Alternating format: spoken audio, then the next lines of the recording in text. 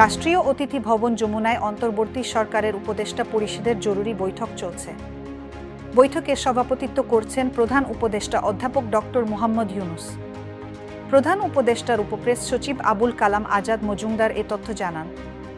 রাত ৮টায় বৈঠক শুরু হওয়ার কথা থাকলেও কখন বৈঠক শুরু হয়েছে সে ব্যাপারে নিশ্চিতভাবে কোনো তথ্য পাওয়া যায়নি। উপদেষ্টা পরিষদের বৈঠক শেষে যমুনার বাইরে বৈঠকের সিদ্ধান্ত জানাতে সংবাদ সম্মেলন অনুষ্ঠিত হবে। সংবাদ সম্মেলন কভার করতে বিভিন্ন প্রিন্ট, ইলেকট্রনিক ও অনলাইন মিডিয়ার গণমাধ্যম কর্মীরা যমুনার বাইরে অপেক্ষা করছেন।